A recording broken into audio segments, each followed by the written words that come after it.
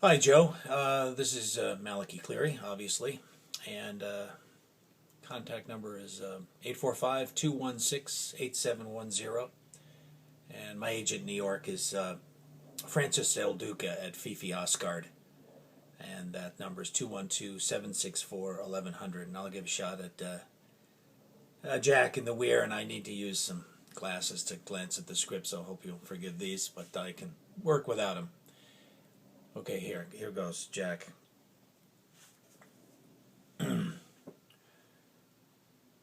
Oh, no, darling.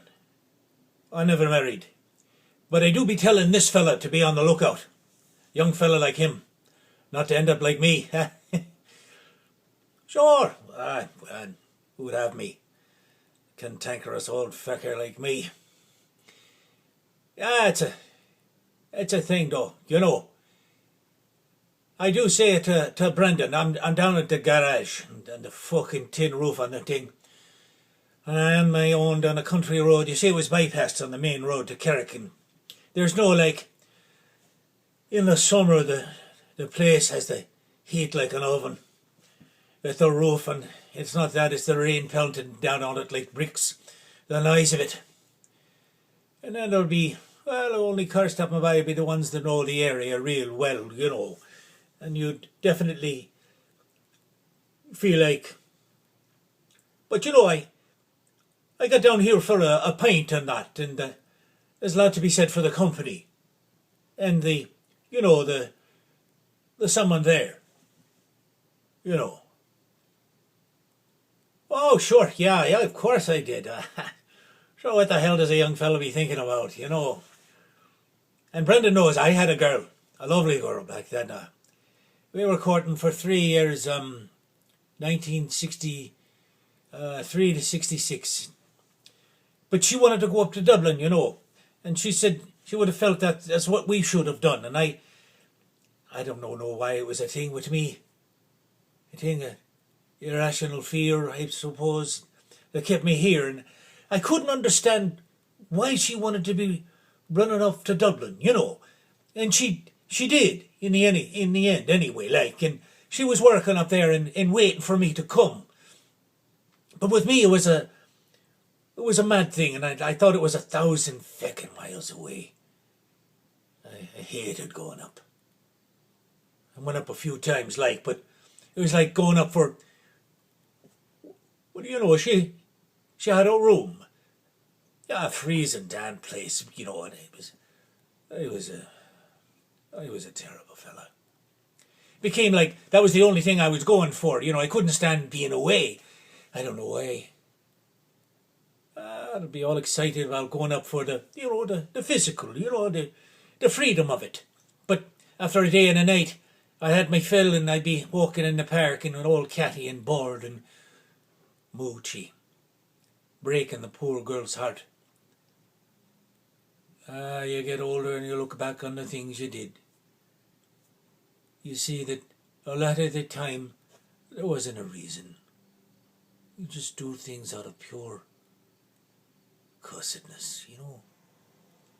Well, I stopped answering their letters and fucking dread one coming to the house, you know. And you know, wondering how I was, and was there something wrong with the post and this. I can't explain what carry-on I was up to. You know, I just had left her out. Being the big fella, me and Dad handing over the business to me swanning around, you know, a man of substance. And then I had the girl to feel resent when she wrote and said she was getting married to a fella. It was all her fault for going up in the first place, you know. Yeah. Well, there was a delegation of people from all around here who were going up to the wedding on a bus.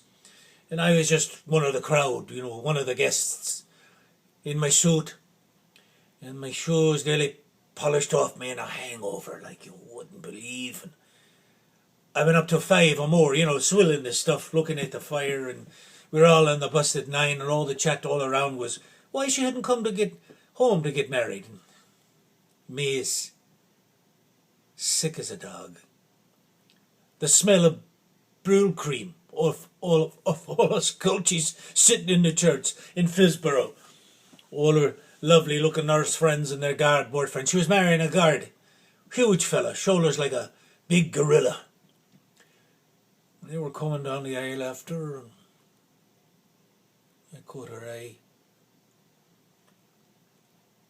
I gave her the cheesiest grin you ever seen there. Little grin that was saying, enjoy your big gorilla, 'cause the future's all ahead for me.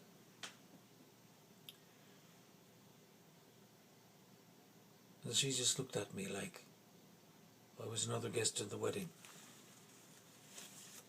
And that was all. And the future was all I had for me. Years and years of it. I could feel it coming. All those things you've got to face on your own, all by yourself. And you bear it because you're showing everybody you're a great fella altogether. But I left the church like a little boy, and I walked away. I couldn't go to the reception, you know. I just kept walking. There was a light rain, and I just kept walking. And then I was in town. It was a dark day, like there was a roof in the city, and I found myself in a little labyrinth of streets with nothing doing. And I ducked into a little pub, little dark place. Just one or two others there, you know. Business-like barman, like yourself, Brendan, huh? Business-like. Dutiful.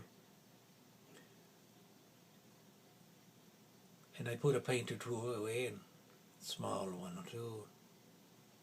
As I sat there, just looking down at the dirty wooden bar. And the barman asked me if I was all right. You know, simple little question. And I said I was okay. I said I was. And he said he'd make me a sandwich. And I said okay. I nearly started crying, you know. Because, you know, here is someone just... And I watched him. He took 2 big slices off a fresh loaf and buttered them and spread them all around. I'll never forget it. And he sliced some cheese and some cooked ham and took some onion out of a jar, put it all on a plate, sliced it down the middle, and just someone doing this for me, you know, putting it down in front of me. Get that down, you know, he said. Then he folded up his newspaper and put it in his jacket and went off for a break. And there was another barman, and I took the sandwich up. I could hardly swallow it because of the lump in my throat. And I ate it all down because someone I didn't know had done this for me. Such a small thing, you know. But a huge thing in my condition. It fortified me like no other meal I've ever had in my life. And I went to the reception. I was properly ashamed of myself, you know. There was a humility I've tried to find since. But goodness wears off. It just gets easier to be a contrary bollocks.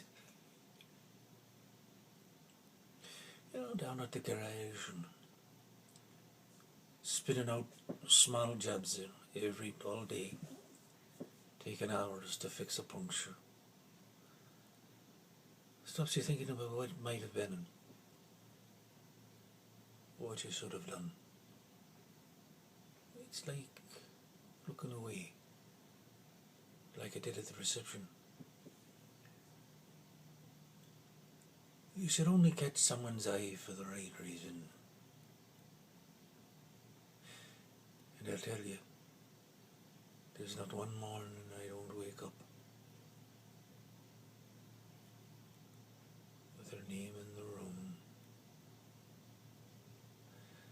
Aye, I do be going on at this fella, don't I? Yep.